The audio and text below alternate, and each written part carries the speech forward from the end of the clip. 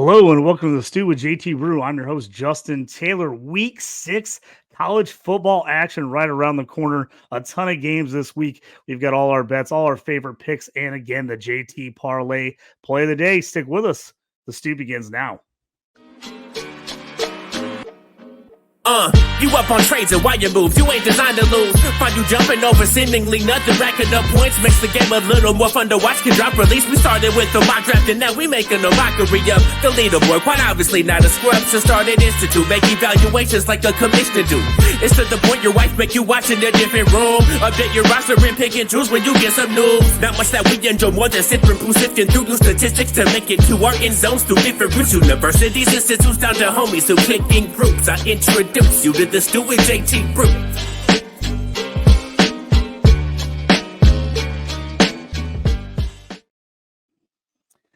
Hey, everybody out there. Thanks for joining us here on the Stew with JT Brew. Again, I'm JT. Got James Gorrell on today with me once again to kind of give you all the action we like here in week 6,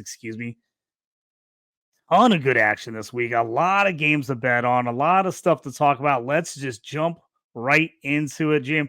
Oklahoma, Texas is the game of the week. It's the one everybody's talking about. Texas is starting to impress.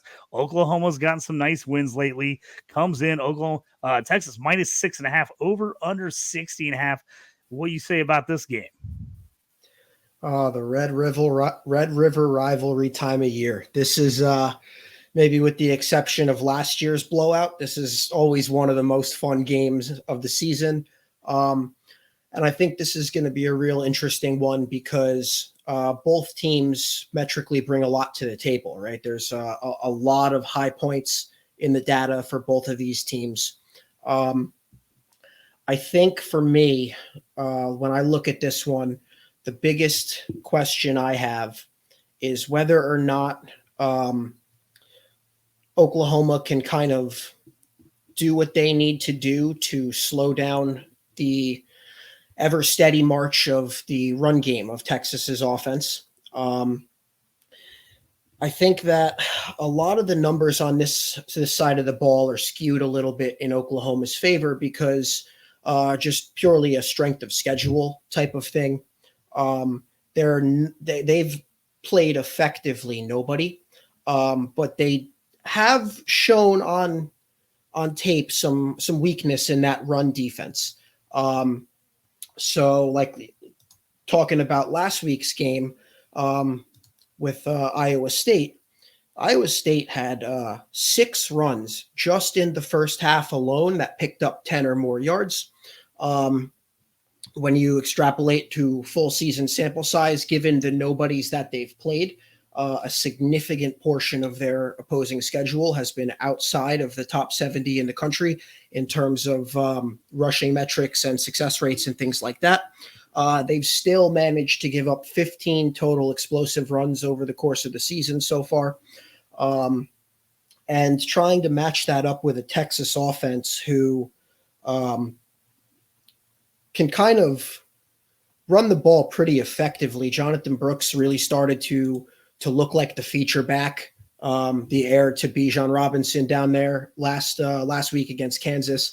And for what it's worth, Kansas's defense in the run game is no pushover. They're top 50 or 30 in most advanced rushing metrics on the defensive side of the ball. And Texas picked up over 300 yards on the ground last week against a Kansas defense that's much better against the run than kind of what we've seen out of the teams Oklahoma has played. And I just think that it's going to be kind of tough for Oklahoma to really get Texas in a position where they're kind of creating imbalance in the Texas offensive game plan. I don't think they're going to be able to keep them in a spot where it's like third and, a mile every single time. I think Texas is going to be able to have some success running the ball. But I think it's really interesting too, because on the other side of the ball, if Texas isn't able to kind of keep that run game moving forward. If they do end up getting kind of behind the down and distance, behind the sticks a little bit, Oklahoma is not an offense where your offense can have non-quality drives against. Oklahoma is a massively explosive offense. Again, they've played effectively nobody, so that the data is a little bit skewed. But they've had really, really good passing down success. And they're kind of one of those offenses where with the accuracy quality of Dylan Gabriel, people like Nick Anderson on the outside to really stretch the field. We saw some deep shots hit and connect well against Iowa State last week. Oklahoma kind of has that kind of offense where if you're not consistently putting the pressure on by your offense marching downfield and putting points on the board and making plays, Oklahoma can drop 7 in one play. Doesn't matter the distance from the goal line. They just have that kind of talent. So I think it's going to be really interesting to see whether or not Texas can kind of keep their foot on the gas in the slow portion of their offense and set up those kind of explosives for Quinn Ewers and company. Because one of the places that Texas does lack is Texas has shown some weakness in finishing drives. When they do put together a quality drive and get inside the opposing 40, they don't rank particularly well nationally as far as finishing drives and points on quality drives. So I do think it's going to be important for them to kind of shore up some of those areas on their offense against an Oklahoma defense that really hasn't played anyone. So while the numbers are good, there's still more question marks than I would like to see if I was to back Oklahoma. Absolutely. Yeah, I agree with you. Texas, I feel like we kind of know who Texas is at this point with some of the games they play with Alabama, Kansas, some of the ones. Oklahoma, to me, is still a mystery. Like you said, they just haven't really played anyone this year. They've looked really good. The stats look good. The defense looks good, but they haven't really played anybody explosive. And that's the big question mark for me in this game. Can the defense actually shut down the run game like it says in the statistics they can? Or are we going to get, another 200, 300-yard performance out of the backfield from Texas? Same thing with the offense. Gabriel has looked fantastic for the Oklahoma offense, but he's been their entire offense so far. And can he keep that up against what has been a pretty good Texas defense so far? So I think this game says a lot more about Oklahoma to see how they come out if they played this game closer. If they get a victory here, I just think it would be a little more of an upset. I know it's a rivalry game, so it's always tough to say that. So this one's got me a little bit baffled. I think Texas is kind of the lean right now, just because we know more about them, and Oklahoma is so much of just kind of a mystery. But it's tough. The more I look at the numbers, the more I want to think Oklahoma's defense is not quite as good as the statistics say, but they're pretty good. I want to say they're pretty good. I think they do slow down Texas enough. That's why I'm leaning towards an underplay in this game. It's 60.5 right now. Depending on where you look, it's about minus 115 on that. I'm kind of leaning the under because I could see this game kind of being in that 34-24 range. I think it feels like a 50-point game, but I could see it easily where, teams don't finish off drives. They move the ball, but turnovers or get stops, and then it ends up being a lot lower than you think scoring-wise. So I would feel a lot more comfortable with the under than expecting these teams to put up points every time down the field to get over that 60. Where are you kind of leaning on this one right now? I do actually have a play on this game, but before I jump into that, because I do have a side, I do want to follow up with what you're talking about with the total. And I think I like the under too. I'm not playing the under, but if I was taking total, it would be under. And I think that the cash on that is basically going to come down to the passing down success battle between the Oklahoma offense and the Texas defense. So the thing with the Texas defense is while they've been, just really clean this year, shutting down a much better resume of opponents than Oklahoma's come up against. They look good in all three areas of the field. But the one place where that defense might have a little bit of work to do, particularly against this opposing offense in this game, they're not a great explosive passing defense. We saw, the Kansas's second touchdown last week after the fluky kind of fumble to your teammate for the score. Kansas's backup quarterback, Jason Bean, who's not a particularly good thrower of the football, connected, wide open, no defender within 10 yards of the receiver for like a 70-yard touchdown pass last week. Texas's defense is they're outside the top 100 in defensive explosives and passing down explosives, and they're kind of matching up with an offense here who is inside the top 20 in passing down explosives, inside the top 20 in passing down success rate, and inside the top 20 in EPA per passing play.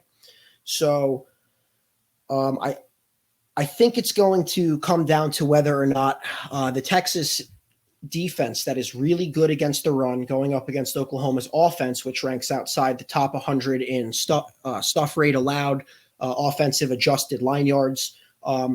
Can they pin them back in the third down and distance, passing down and distance, to enough of a point where the middle of that defensive line can start to create some havoc and get in the backfield and disrupt Dylan Gabriel's rhythm and temper some of that high explosive passing down offense Oklahoma has? I think that's going to be key to cashing that under. As far as my side on this one, earlier in the week, I jumped on Texas minus 5.5. I have that at minus 120. That one was not a by the half point. I just got the 5.5 at the very, very tail end before it moved up to 6. But I for this one, the metrics align in such a way that I can see a route to success on both sides of the ball for Texas. Maybe a little bit more modest success on the defensive side of the ball, but success nonetheless. And what really put me over on this one to make me side with the Horns is the eye test, which when coupled with the metrics, Oklahoma's defense has been historically bad, not this year. They've really turned it around this year, but they've played effectively no one, as we keep harping on. And just what I've seen from these offenses that rank well outside of a respectable ranking in certain offensive success measures and things like that. If a team like Iowa State, who's literally second to last in the country in rushing success rate, can rip off 6 runs in a single half of 10 plus yards, and kind of start off the game with an explosive ground game like that, I just haven't seen enough out of this Oklahoma defense against really poor competition to feel comfortable backing Oklahoma at anything under maybe 7.5. So I see a little bit of value there in a Texas play at 6 or better. Yeah, I like that. I like that a lot. Let's jump into the Alabama Texas A&M game, minus 2.5, over under 46.5. Texas A&M play without the starting quarterback, out for the year with an injury. Alabama's gone back to Jalen Milroe at QB. These are two teams that have been a little bit of transition this year. They've won some good games. They've also lost some real tough battles when they've played at Texas A&M, losing to Miami. Alabama lost a tough game to Texas. Kind of where you lean this one. Texas A&M at home, you think that give them a little bit of advantage here, but kind of what do the numbers say to you for this one? So for this one, I'm not playing it because the number got a little too far away from my lean. I did want to try to catch the under at maybe 48 or better, 47.5 or better. It's since crossed 47. We're looking at about 46.5 now. So I don't think at that number I'd want to play it, but that would be my lean on this one, would be under.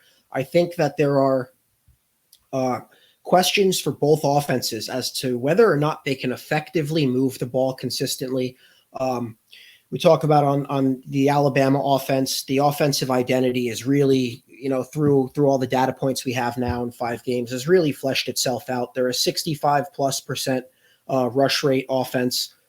They've clearly the last couple of weeks have been trying to get McMillan into that feature back role and stop cycling through all of the different running backs that they use. But they're going up against the defense who the interior of the defensive line is loaded with 4 and 5 stars. Tamu's defensive line, or defensive front 7, I should say, is top 10 in defensive success rate and top 30 in defensive stuff rate and standard down EPA per play. So it's a hell of a front 7 to get to you early in the drive, put you behind the sticks, and kind of take that run game out of it. And then on the other side of the ball, the question is really, right, Max Johnson versus the big moment. Can he step into an opponent this big, a game this big, conference game, kind of home game where you would think Kyle Fields going to be ripping for Bama like they are every year? Mm-hmm. Can he step into that situation and find some passing down success, which seems to be where Alabama's defense is its weakest? Weakest for an Alabama defense is all relative, but if you look at like last week's game, where against Arkansas, where Max Johnson was the, open to close starter, there's a full half second longer in passing play release time between Max Johnson and Connor Wegman, which is going to be not ideal against a Bama defense in the top 30 in defensive front 7 havoc, top 10 in defensive standard down success rate and passing play success rate. And A&M all season long, doesn't really matter who the quarterback has been, is well outside the top 70 in early down EPA per play. So I question a little bit whether or not Max Johnson can move the ball effectively enough on early downs to keep that Bama pass rush from just kind of pinning their ears back and saying, all right, it's go time. If you're going to beat us, but we're coming. I'm not convinced Tamu can kind of move the ball in the way that they need to against an opposing defense that's this stout where they're not good. And then, like we were talking about with Milroe and the Bama offense, just a Tamu defense that's really good at limiting those passing down successful plays. I just haven't seen enough out of Milroe to feel confident in saying, yeah, he's going to be able to hit 3, 4, 5 of these and continue drives that should have otherwise stalled out. So I think the numbers are saying under to me on this one, but like I said, it just got a little away from me, so I won't be playing it. Yeah, I agree with you. I don't have a good feeling either way for these teams. I feel like this game could go a lot of different ways. I don't trust these offenses at all. If I was jumping on this game, I would be the under. Like you said, I would have really liked it closer to like 49-50. If you could have got under there, I like it better. It's starting to creep down as everybody else is starting to kind of feel like the under on this one too.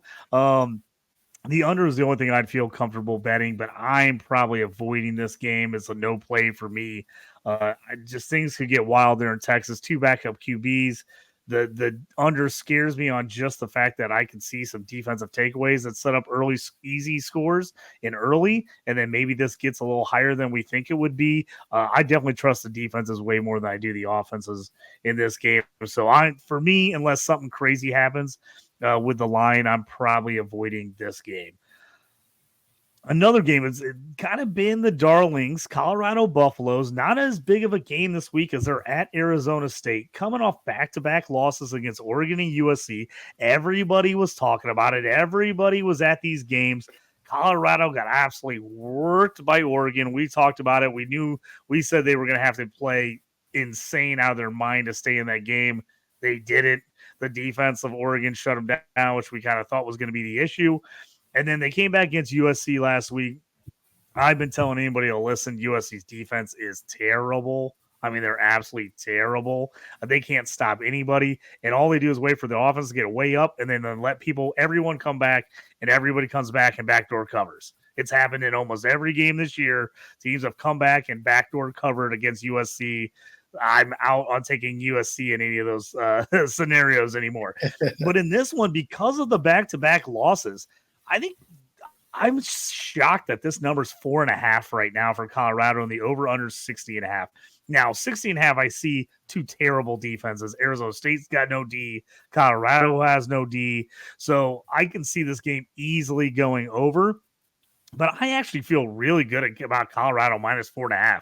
I feel like if something would have happened with one of these other games, this number would be drastically higher. I thought it would open at like 7, to be honest with you. I thought they'd at least be a touchdown favorite because Arizona State has not looked good. Their best game is like, oh, we only got beat by 14 by USC. Like, that's what they've got going for them. Because we came back and we only lost by 14 to USC in a game that they looked terrible in, but USC just failed to put them away. So for me in this one, when there's ever two bad defenses, I want to take the team with a dominant offense, and that's Colorado. Colorado has absolutely lit it up this year. They've had to stay in games. They've had to score points because their defense is bad and they know it. So that's always the thing I like too, is when you know your defense is bad and they can let anyone back in it, you got to keep your foot on the pedal. You have to keep going on offense and scoring because you know somebody can come back and score on you immediately. A number I thought was real interesting in this game, and I think this speaks volumes of where we're looking at these two teams. Shedeur Sanders, the Colorado quarterback, right now in one game had more passing yards and touchdowns, 510 yards and 4 touchdowns in one game this year than Arizona State quarterback Jaden Rashada has all season. He has 403 yards and 3 touchdowns for the whole year. That tells me everything I need to know about these teams. Colorado can put up points. Arizona State really can't on offense. So this game for me, I'm taking Colorado all day at the 4.5. If you want to get crazy and push it up to even like 6.5 and get a little more juice going your way, I like that. I think that this ends up being a double-digit win for Colorado. I just think Arizona State is really bad. I think Colorado is going to come back and get right. This is the type of game you want. On the road, not all the hype is gone because you're playing at Arizona State. Not as many people are going to be paying attention. If you're Colorado, you come out and you just throttle the Sun Devils. And I think that's what's going to happen. You could take the over on this as well, but I'm taking Colorado minus 4.5, and I am super confident about it. I just think they work the Sun Devils in this one. Yeah, I'd have to agree with that. I think I don't love the over, but I do think Colorado finds a way to run away with this one because I think that for as bad as Colorado's defense has been, in my opinion, will continue to be, that kind of gets mitigated a little bit when you're playing an ASU team that's going to be starting, what would it be now? Their third quarterback in 4 games. Rashada's out. Drew Pine is out for this week. So, I mean, we're looking at a team that already struggles to move the ball, that already doesn't have a lot of skill position help, now turning to a third-string quarterback who, even against a defense this bad, I mean, if they were capable enough of moving the ball consistently to threaten putting points on the board against Colorado to bust up a minus 4.5, -5, -4, whatever you ended up buying in at, I mean, he would have at least been the second. He would have been higher up on the depth chart. I fail to see how Arizona State does enough, given how bad their defense is, to stay within the number against the Colorado offense that should be able to move the ball. I mean, even without Travis Hunter, they should be up and down this field all night long. And yeah, I think it's a great point by you. I would be worried about Arizona, even with the terrible Colorado defense. I think you're right. I'd be worried Arizona State can put up any points in this game to get over the 60. I agree with you. That's why I'm hammering the minus 4.5. I think there could be a lot of points scored in this game, but like I'm not sure Arizona State's going to hold up their end of the bargain to get us over that number. And that's why I'm saying I'm thinking you take Colorado, stay away from that over under, and then when they win by 14, you're going to be like, and it's 45-7. You're going to be like, ooh, I'm really glad I didn't take that over number because they couldn't get to it or whatever. But yeah, I just think this Arizona State team is really bad. Like when USC failed to blow them out, that was just insane to me. I mean, that spoke more to me about the Trojans than it did about Arizona State. I'm worried about the Trojans in the future, but Arizona State is not good. Don't let that game fool you that they semi-stayed in that one because they got crushed. USC just failed to put up points enough at the end to cover. I mean, that game was never close. So I'm all over Colorado on the 4.5. That's one of my favorite bets.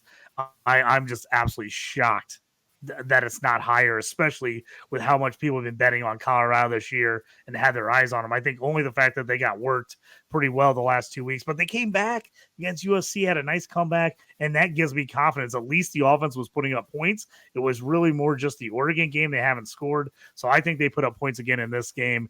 And I just don't think Arizona State has anywhere near the firepower to keep scoring with this Colorado offense. Yeah, definitely agree with that. I think pretty much, I mean, in this matchup, Shedeur can pretty much do it by himself. I mean, he he effectively did it by himself in the almost comeback last week against what is arguably the worst defense in the country. I don't see any reason he can't hang a massive number on this ASU team. Jumping in the SEC, Kentucky at Georgia. Kentucky put it to Florida last week. Now they got Georgia. Everybody's down a little bit on the Bulldogs. They say that, they got the defense, but the offense hasn't really been explosive. Kentucky, on the other hand, is the feel-good story right now in the SEC. It's 14.5 on the over-under 48.5. Break this game down for me.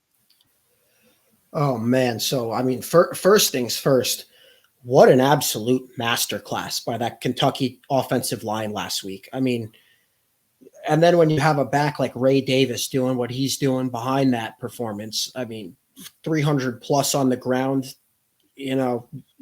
explosive TD run after explosive TD run.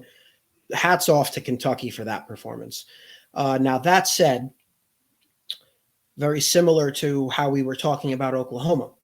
I think Kentucky's resume is the numbers because of who they played is disturbingly misleading. And I think there are some numbers you can look at that really kind of highlight that. So they've played two teams, two FBS teams that are just completely atrocious at moving the ball.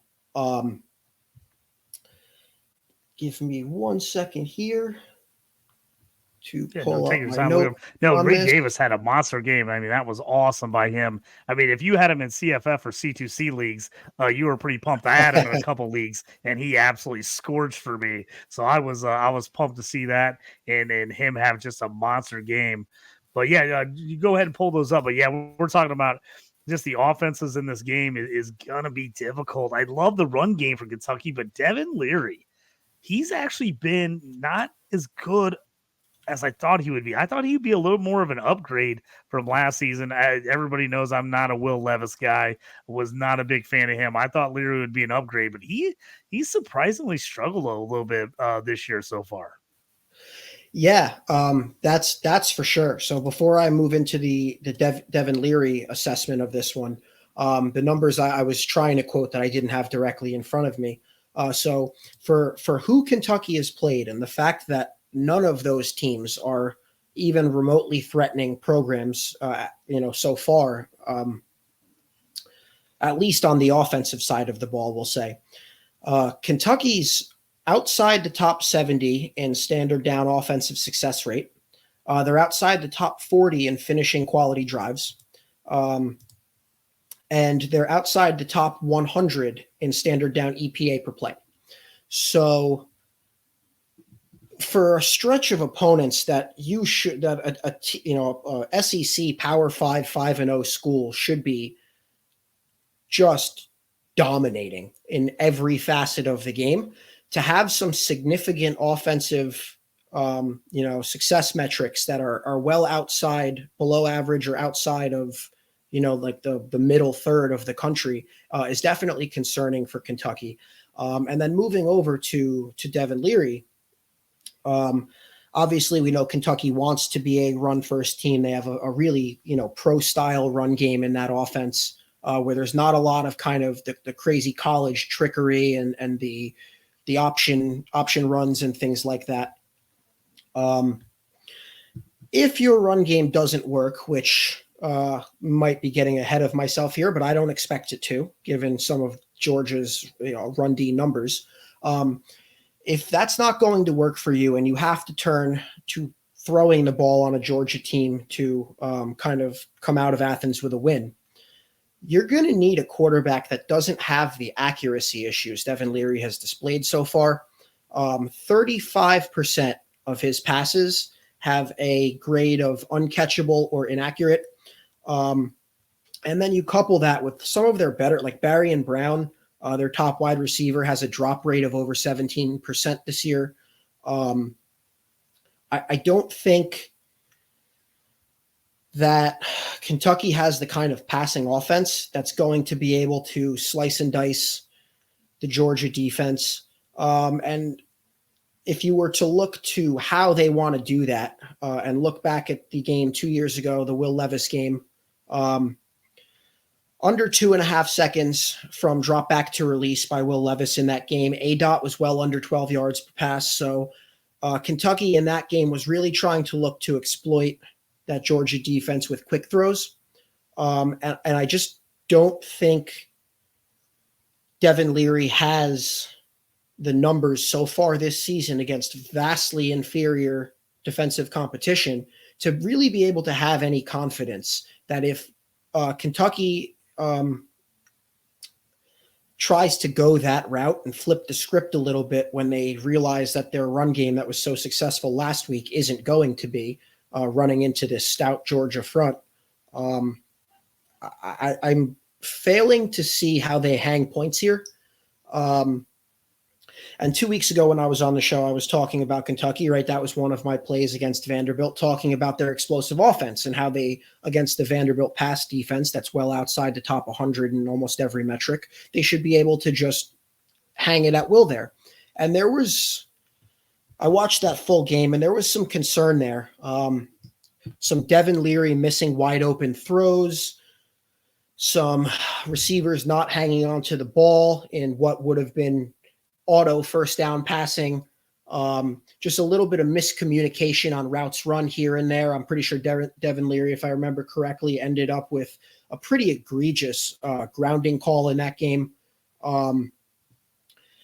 So I'm struggling to see how Kentucky does enough on offense here.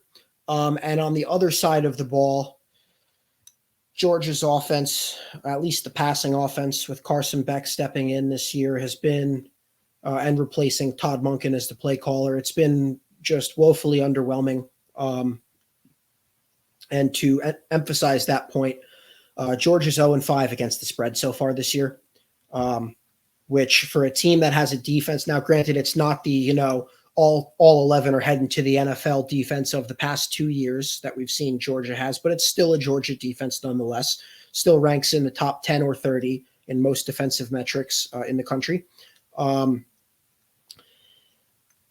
This one, my play on this, I have under 48.5 at -120. I think that's a play that I'm super confident in. Kentucky's just, we've illustrated all the places on that offense where there's going to be some struggles facing a defense like this. The defense is a little, like most metrics you can look at with Kentucky, a little misleading because of the strength of schedule and opposition, but they do rank quite well in turnovers. And I think that when you combine all of the places where Kentucky's offense should be expected to struggle against a good defense here, stats about the Georgia offense, things like by a country mile, worst first quarter scoring offense in the country so far this year.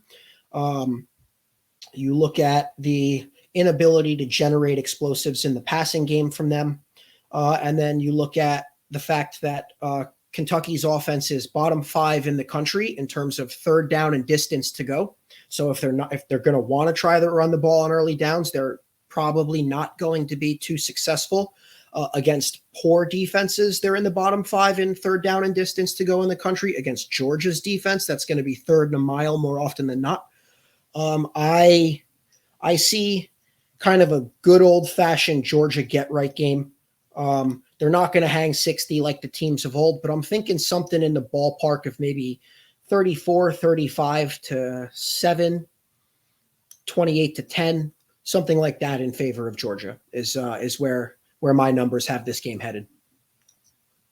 Yeah, I like that. I like that call. I definitely think under in this game. I don't trust the offenses on these teams at all, and I just think I could see Georgia dominating and still not winning by that much, just because they're just shutting them down. Offense isn't really putting a ton of points up. I feel like the 14.5 should be a cover, but man, Georgia they just can't get over that hump against any of these spreads this year. So I'm with you. I take the under just because I'm worried about something crazy that happens and they dominate the whole game and then they end up winning 28-14 and you lose by the hook and you're like, oh, it was 28-7 the whole game. And then they just shut it down and then a late score, some BS late, and then they cover. So I'm with you on that. I'm jumping the under if I can in this one. I think Georgia dominates, but I'm worried about them in any fashion, the offense, putting up enough offense to make you feel like a 2 touchdown covers, easy. So I agree with you there. A game it's kind of interesting. It's not getting a ton of national landscape, hype is the Maryland. Oh, sorry. Jump in if you want to talk about one more thing before I jump into the next game. Yeah, I just want to give one or two last thoughts on the Georgia game. I think so. Full disclosure is that I do have a lean towards the Georgia spread. So my book right now has 14. But because we're coming through 14, the buy option makes it plus 130 to get down to the 13.5. If your book gives you the 10 cents on the dollar to buy the hook and come down to 13.5, I would snap that up. I personally am waiting to see if I can get to that 13.5 and see the public market kind of, 0-5 against the spread, Georgia offense, blah, blah, blah, and kind of buy into the recent, season, recent history. If that can come down, I do like Georgia at under 2 touchdowns. That will be something I will fire on if I have the opportunity to put in that number. So. Yeah, good info there. I like that. Yeah, so I'll just jump into the Big Ten game here. 2 undefeateds, Maryland, Ohio State. Maryland at Ohio State. It's minus 19.5 right now, over under 57.5. I've heard some people talking up the Terrapins this morning, saying, their offense has been great. I think we're just in another one of those situations where they haven't played hardly anybody. If you look at the numbers look fantastic. Ohio State on the other side hasn't been blowing people out like we kind of expected them in the past, but they're coming off that just unbelievable last-second victory at Notre Dame. Then they had a bye week last week. To me, this feels like a game that Ohio State comes out and just hammers Maryland. Their defense has been fantastic this year, giving up 8.3 points per game. They're third in the country. Maryland, I just don't think is ready for this defense. And I don't think that Ohio State has to go out there and put up 1,000,000 points in this game. I just think they shut down Maryland's pass game. I don't think Maryland is good as as good as the numbers. Because the schedule's been so sketchy this year. For me, I think people are buying in the hype of Maryland, and so they're buying the 19.5 points. I just think Ohio State dominates this game. I'm taking the points. I think they can win by 3 touchdowns. Now, the over-under, It's 57.5. I don't love it. That's pretty high, and that's expecting both these teams, pretty much put up, high 20s, low 30s. This game to me seems much more like a 34-7 win. Ohio State, they just kind of shut on maybe 34-10. They win by 24. I think they cover. I think they can win by 3 touchdowns. So I don't have a ton of analysis jumping in that game just because I don't think you need it. I think Ohio State coming off a bye in the big win against Notre Dame, I think they feel like they caught a break and now they can breathe a little easier and they're ready to roll. And I think at home, Maryland is not going to play well at Ohio State. They're just not. The ruckus there, the crowd noise, they're not ready for it. Marvin Harrison came out today. He does have that ankle injury, but they say he is playing. I'm all over Marvin Harrison, one of my favorite players out there. I think he plays, and I think he smokes them. So I'm taking Ohio State on that one. Do you have anything you want to throw in on that game before we move to the next one? So just some brief thoughts. I'll start by saying I'm not playing this one. I have a lean on it, and I'm waiting to see. So 19.5 is definitely a good number for Ohio State. I'm actually, believe it or not, I'm on the other side of this one. My book has 20 right now, and I'm waiting to see if that 20 becomes 20.5. If I can turn that into 3 full touchdowns, I might. Now, for the people listening, I wouldn't necessarily say that if I lay that, or if I take that, the 3 touchdown points there, I'm not 100% confident in that. So I don't want to put it out there like it's one of those plays that surefire, trust me, take this. But I think that Maryland has played absolutely nobody, but they've handled absolutely nobody like you expect top teams to. There's been no close games. Every team they've played that they've on paper been vastly superior to, the final score dictates that. They've been beating teams by 30, by 40, so at least they've looked the part against inferior competition. The main reason I would like 3 full scores here as opposed to the 19.5, 20 that it's sitting at right now is straight up Mike Locksley. So since taking over at Maryland has been really, really good. A dominant record against the Big Ten and Big Ten conference opponents, with the exception of Penn State, Ohio State, and Michigan, which he is 0-6 with an average scoring margin of minus 20 or worse. So in his time at Maryland, when he plays those schools, he just doesn't seem to know how to put it together. He doesn't seem to be able to get his team up for it. And they consistently get blasted by those 3 schools. Now, the Maryland offense, the whole Maryland team, really, like I said, they've looked a lot better than previous iterations. So the way they've looked against inferior opponents makes me feel like 3 full scores against a team that has least looked the part is worth a little bit of an investment. But I'm for those variables, I'm not super confident in that. And the other side of that, right, is like Ryan Day is, say what you will about Ohio State, but he's one of the best college coaches in the country. And you give him a whole extra week to prepare for a home game against a team that's 5-0. That's a whole different beast. So yeah, just lean in a little bit towards the 3 touchdowns if I can find it, but not one of those things that I'm rushing to the window for. Just talked about Ohio State knocking off Notre Dame at the last second last week. What do you think about Notre Dame at Louisville minus 6.5, over under 54.5 currently? So this is one of my favorite plays of the week. I have under 54.5 at minus 110 in this one. And I really think that this game comes down to This is going to sound interesting if for the listeners that like to kind of fact check and dive into the numbers to make sure that they're confident in where they're putting their money in. So the metrics will tell you that Louisville's offense has been incredible so far this season. Rushing metrics are up, passing metrics are up, explosives are up, finishing drives is up, but they really haven't played anybody.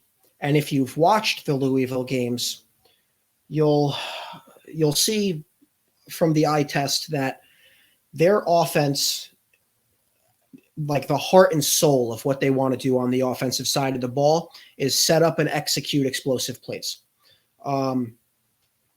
And I don't think they're going to be able to do that against this Notre Dame defense.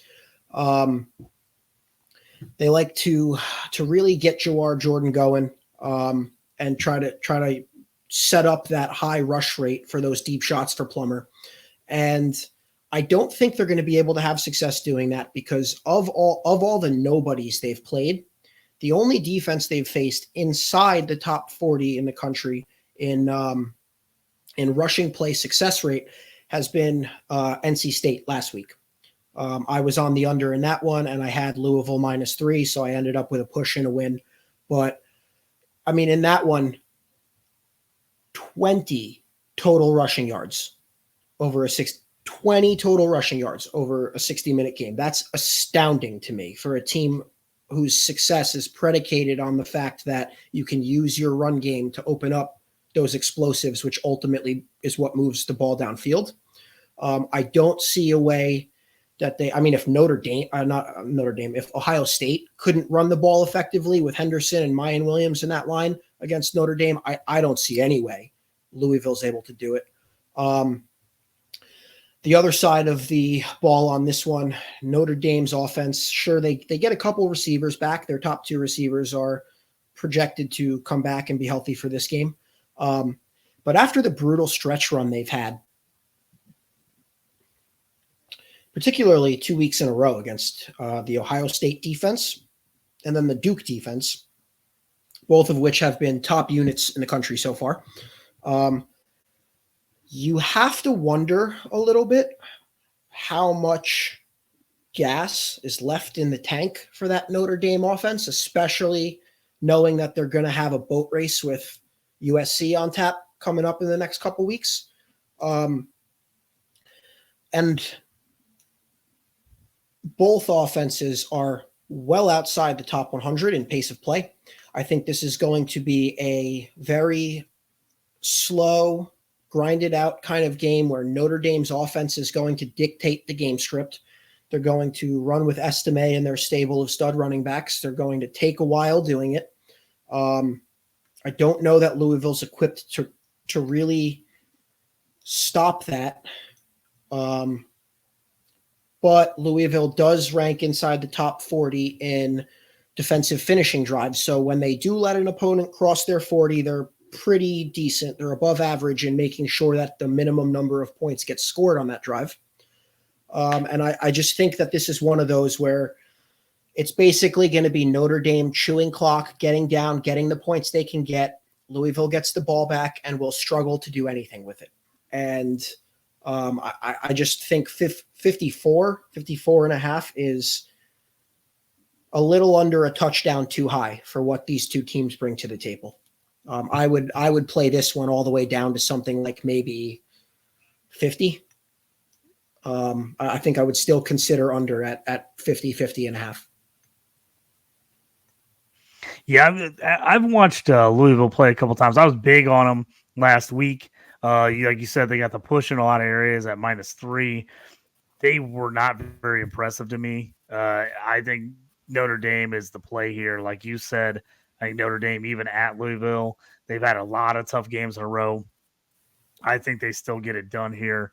I like it. They're still in the mix nationally if they keep winning. So I like the under, like you said. I just don't think Louisville's offense does anything against them. And I think once Notre Dame knows a team's not moving the ball against them, I think they play a little more conservatively offensively because I just think they have confidence their offense is going to move it when they need them to. So I'm with you on this. I like the under. And Couple more last games. Yep, jump in. one last thought on this one is so they do have a common opponent between these two teams and a common facility. So both teams played in Carter Finley Stadium against NC State.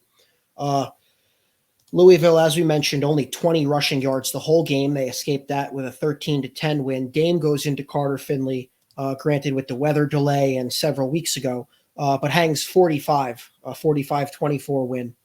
So I think that kind of illustrates the class difference here between what we're going to see with these two teams. Yeah, let's set up the last couple games that we're fans of, games we definitely are looking at because we want to put some money on or already have put some money on. I'll jump in here first. Virginia Tech at Florida State. The line's high. It's 23.5 right now. Over-under is 53.5. I'm hammering Florida State in this game. I don't think Virginia Tech's any good. I know that number seems incredibly high, but Virginia Tech's already been blown out by Purdue, Rutgers, and Marshall. And their only win where they actually scored points was last week, 38-21 against a bad Pittsburgh team. I think this team is in trouble. They're playing at Florida State. Florida State just got through what they needed to get through, the toughest part of their schedule. They beat LSU. They beat Clemson. They were smoking Boston College before they let up and let them back in that game. I'm going to take that as a wash, a learning lesson for this team. Oh, we got to put teams away. And now that they're at home against Virginia Tech, the crowd's going to be fired up. They've had a ton of these away games. I think they smoke them in this game. If you feel a little bit weary and you want to move it down to minus 21 and put it in like a 2-team parlay, put it right down to the 3 touchdowns, I can see you doing that. I have no problem with that. I think they can win this one by 24. I think they're going to put up a ton of points. I think they're going to score in the 40s in this game. I don't think Virginia Tech can keep up. I'm taking FSU 23.5.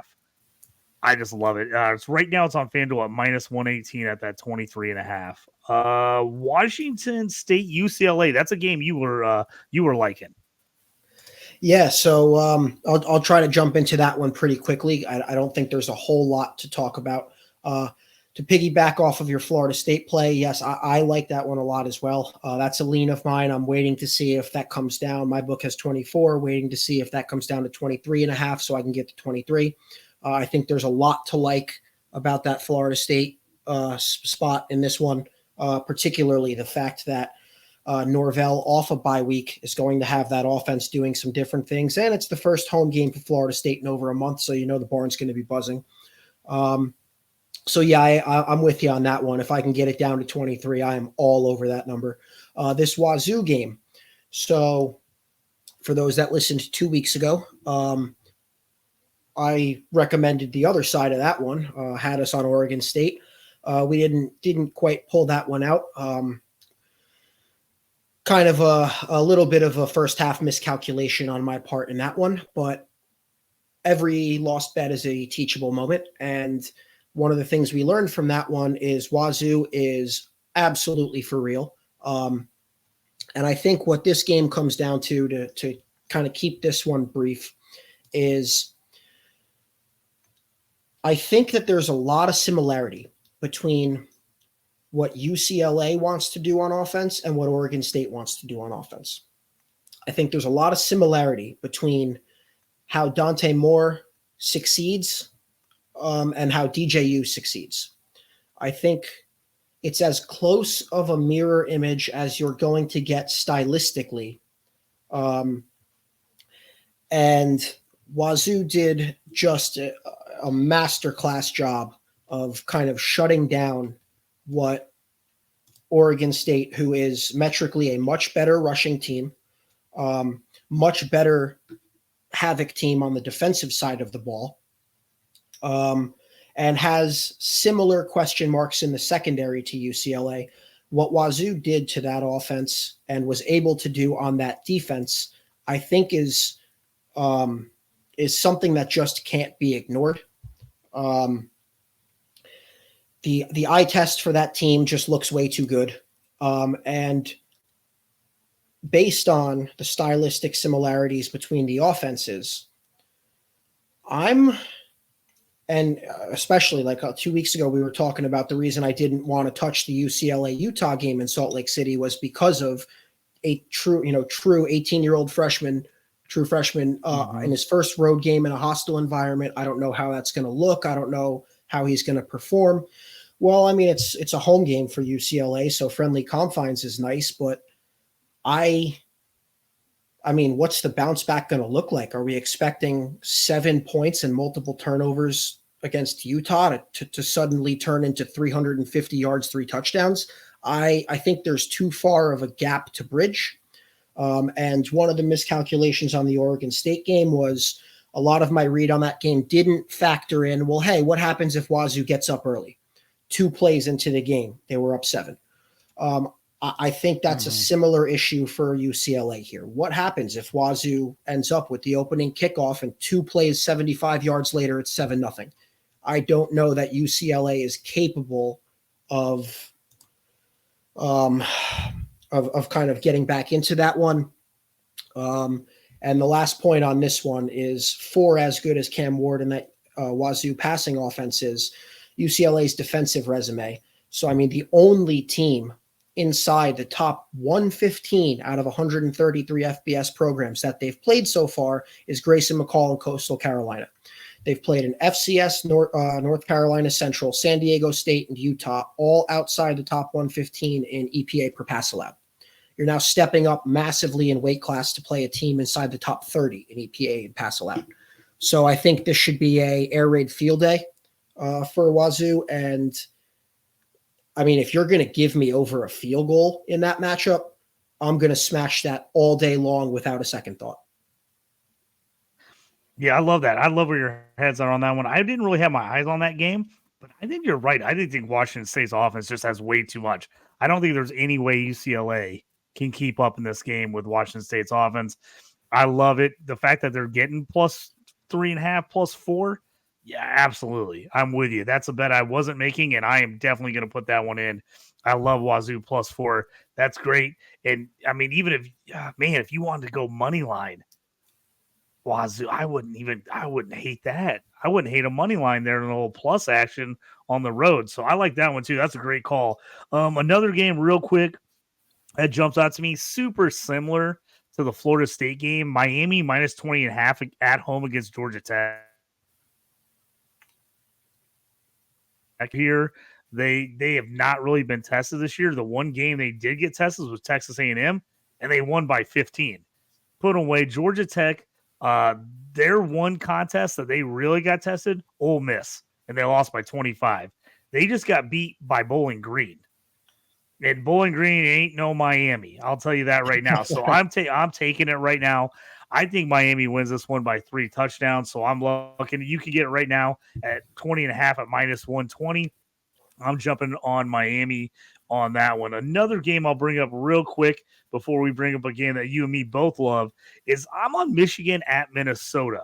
And the reason I'm on this game in 2 different bets, and I'll tell you the bets at the end here in my part of my JT Parlay play of the day. But they're at 19.5 and an over-under 47.5.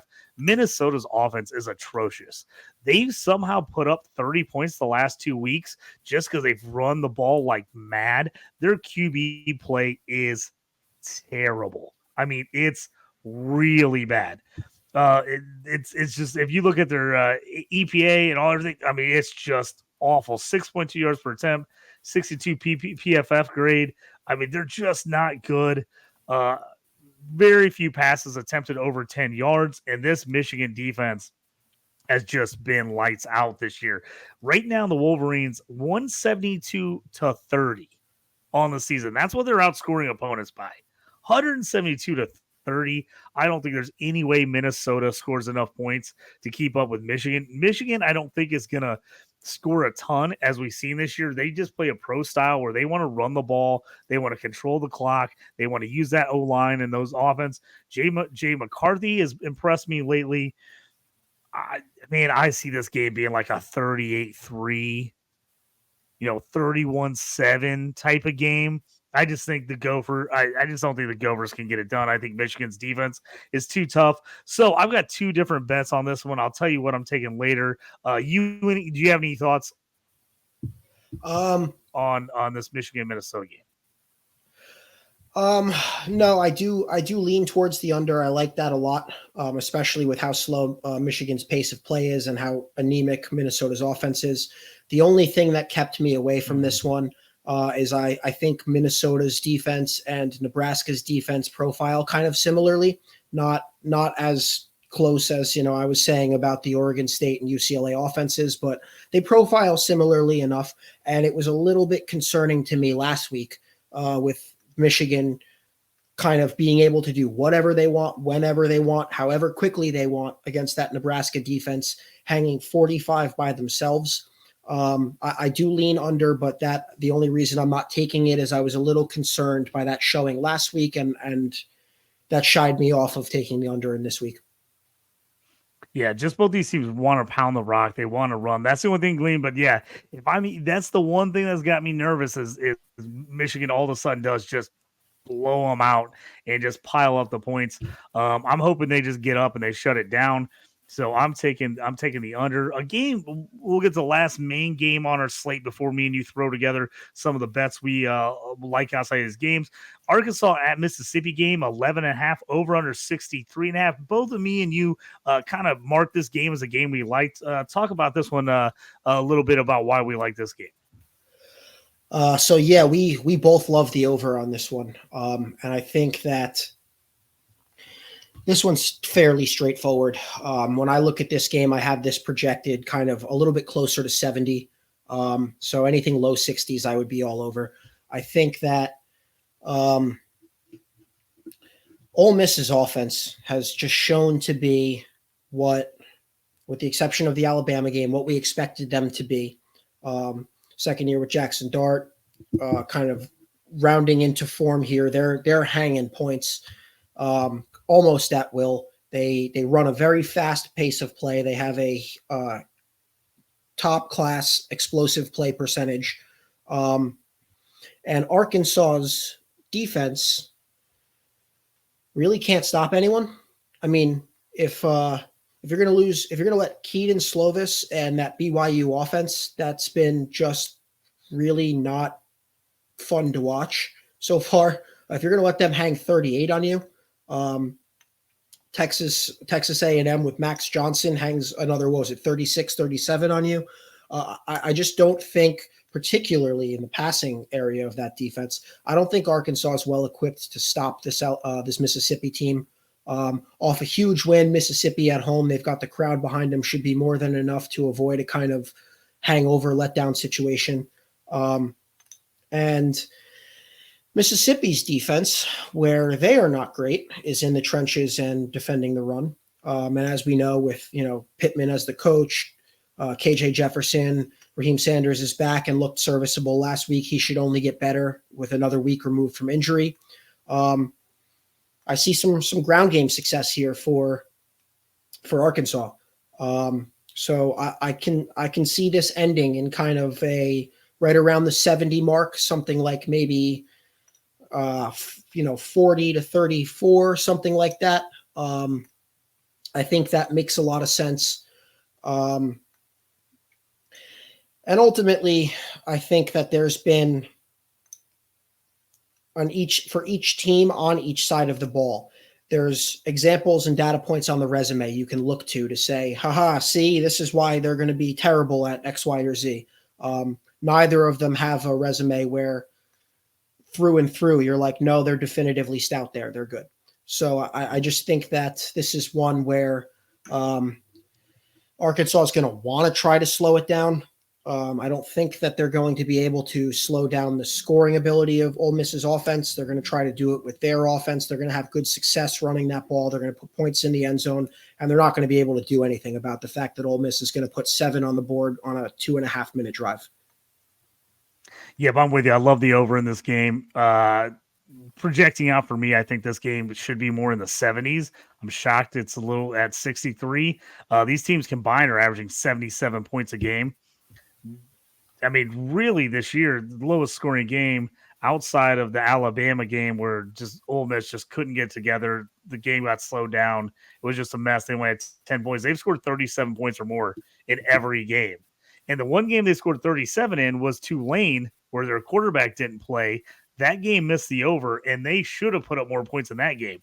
They kind of faltered a couple times and ended up with 37, but you thought they should have scored in the 40s in that game. I think it's going to be real tough for Arkansas to hold them out of the 40s, if not the 50s in this game. So I'm all over the over in this game. Quinshot Judkins had been a little bit of a mystery. Like, why is he not looking so good this year? And then last week, bam, comes out of nowhere, over 150 yards rushing. Looked like the old Quinshot Judkins you've seen. The one thing that was making me worry on points was I was like, can Arkansas score enough to kind of keep up with them to keep it pushing? Now with Raheem Sanders back, those are my number 1 and number 2 Debbie running backs. I love both those guys. With Sanders back, is going to help KJ Jefferson. I think Arkansas is going to have to play up tempo. They want to slow down. I don't think they're going to be able to. I think they're going to realize, like, holy crap, we got to keep scoring. Like, we have to keep putting points up if we're going to stay up with them. To me, this feels like a total over. I love it. Exactly what you said. All the metrics say over on this game. I'm loving it at 63. I've got a bet where I'm actually moving it down to under 60, which I just feel like is stealing. I just feel like there's no way this game doesn't get in the 60s. I just can't see how both these teams don't put up at least 30 points against each other. So I'm all over that. Real quick, as we kind of finish things off here, there's a little Thursday night action, Wednesday night action, Thursday night action, Friday night action. There's all kinds of stuff this week. I'm not going to get into a big analysis on these, but if I'm throwing together a little 3-pick parlay, Liberty -20, Western Kentucky -6, and Kansas State -10.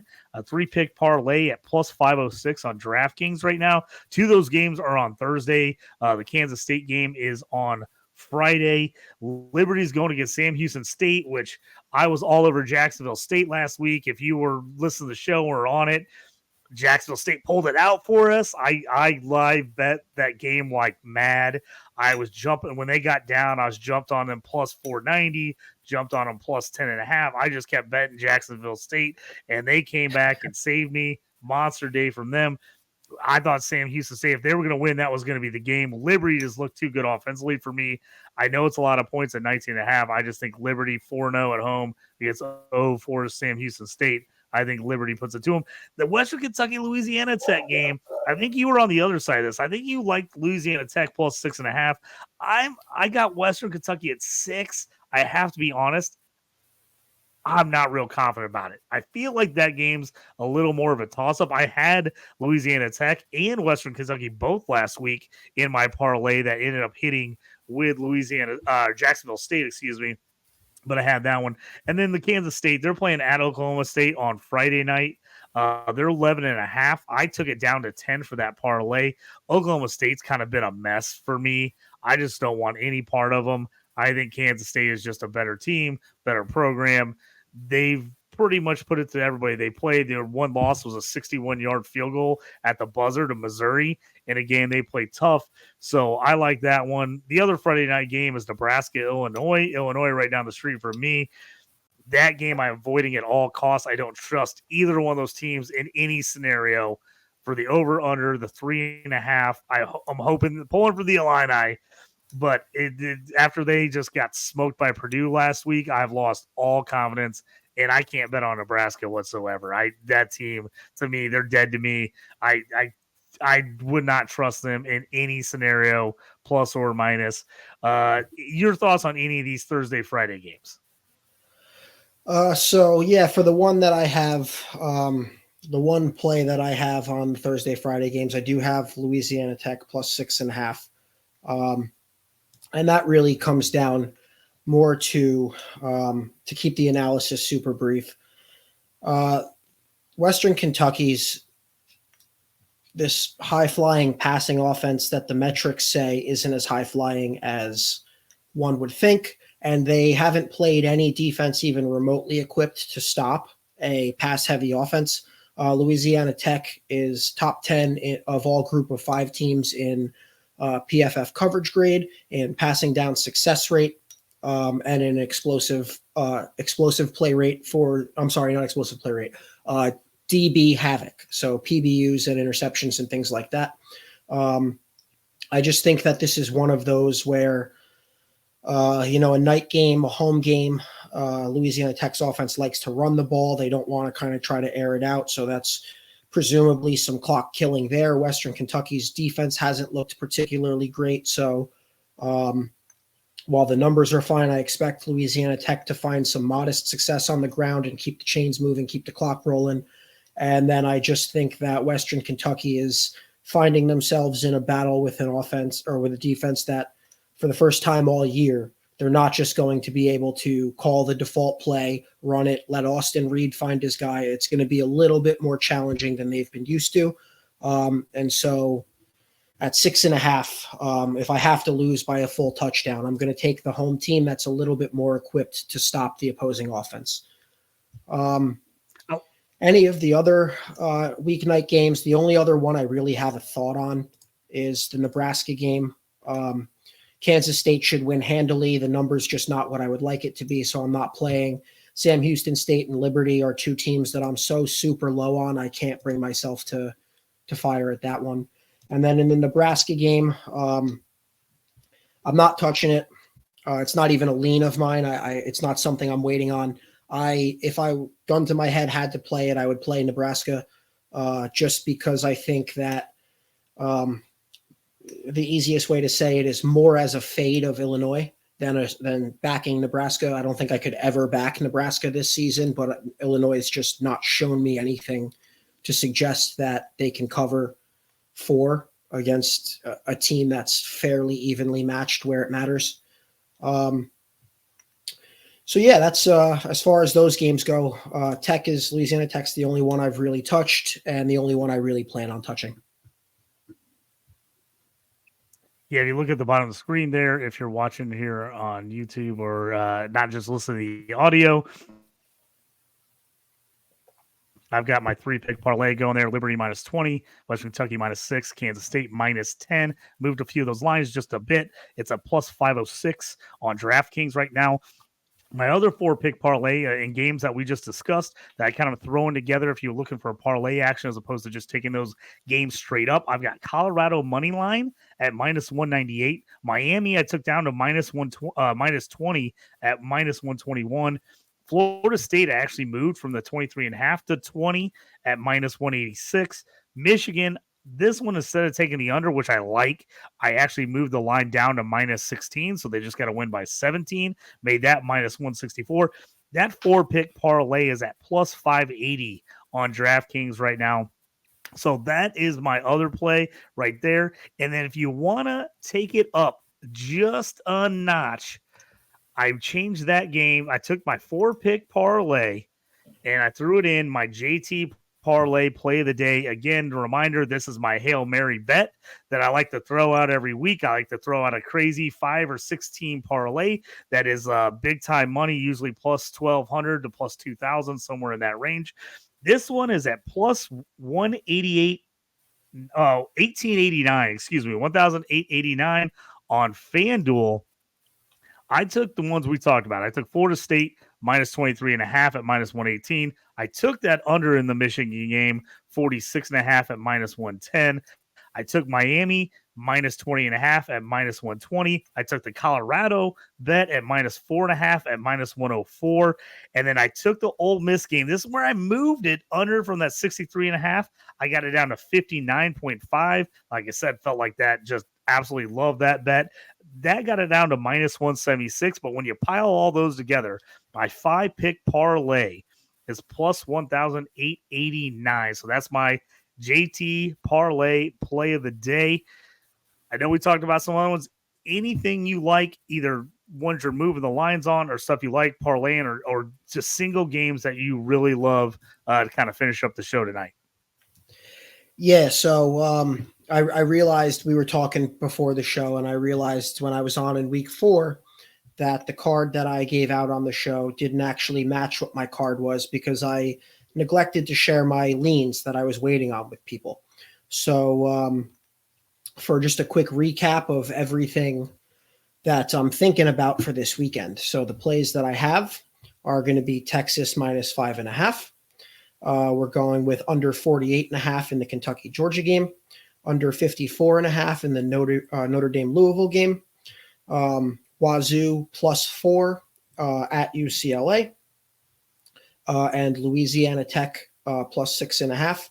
For some games that I'm leaning on that I may or may not end up playing before Saturday gets here. So we talked about the FSU one. I'm very interested to see if I can get that down to 23. My only concern is, like we were talking about back on that show, is, Florida State to me might be one of those teams that has some get up and go problems against inferior opposition. So I'm willing to kind of put my money where my doubt is. And, if I was correct and it cost me a bet, then at least I've learned something moving forward. But there's too much going on there for me to avoid that if I can get it down to 23. I'm looking at the LSU game. And full disclosure is I'm not entirely sure how I feel about this one yet and how I want to attack this. But right now we have LSU minus 5.5 and over 64.5. This feels to me like one where the real question is going to be, can LSU actually show up after having their season broken effectively by the loss last week? Can they find enough motivation to play? If they can, anything below 6 there, I like. So if, that 5.5 comes down to 5 or 4.5, something like that, I'm all over that. Or if the total finds enough movement that the total comes down a touch, and I can play the over or the team total for LSU. I'm leaning towards that. I'm just got to see how that unfolds. I already mentioned Maryland. If that gets up to 21 or better, I'm considering playing that. But again, not something I'm super confident in. Just feel like three full touchdowns plus is too much value on a team that has looked the part for Maryland so far. This is a lean that I'm pretty strong on. Kansas right now is minus 2.5 against Central Florida. I am waiting on any late in the week news regarding the two quarterbacks, John Reese Plumlee for Central Florida, I guess it's UCF now. And then more importantly, Jalon Daniels for Kansas. I think if Jalon Daniels plays for Kansas, given what we've seen out of the UCF defense, and their inability to stop certain parts of opposing offenses, particularly the Kansas State game comes to mind. If Jalon Daniels is active and playing, Kansas 2.5 is just a pure gift. And then the last one is waiting on to see what happens with Alabama. Right now, Bama minus 2.5. If that gets up into the 3.5 range, so I can buy 4, I am leaning A&M there. But if that comes down to around 1.5, I'm strongly considering the Alabama money line. And if it doesn't move or kind of stays where it is, that's one I'm otherwise not going to play. So those are my 6 that I have in so far for the week, and 4 or 5 plays that I'm considering putting in depending on what happens. I like to let everybody know where they can find you and check out all your stuff online and social media. Yeah, so on X, I'm at JGorrell74, JGORRELL 74. DMs are always open if you want to talk any ball or about any bets that I've mentioned. And you can find my written content and fantasy football stuff at the Dynasty Pros website. I'm JT Orange. You can find all my stuff, the Stew with JT Brew, on the Dynasty Pros Football YouTube YouTube channel. Also, you can download all the shows on Spotify, Apple Podcasts, wherever you listen to your podcast. IDP info. Check me out on DLF where my rankings every Wednesday. My IDP waiver wire article comes out on Fantrax, so check me out there as well. Make sure you subscribe and follow the show so that you know every time we're coming on and when we have our college and pro gambling shows, as well as all our fantasy football shows. Thanks for joining us. Thanks for joining me tonight. I appreciate it. You're in the stew. Thanks for being here. I hope all your bets hit. You up on trades and why you move? You ain't designed to lose. Find you jumping over seemingly nothing, racking up points, makes the game a little more fun to watch. Can drop release. We start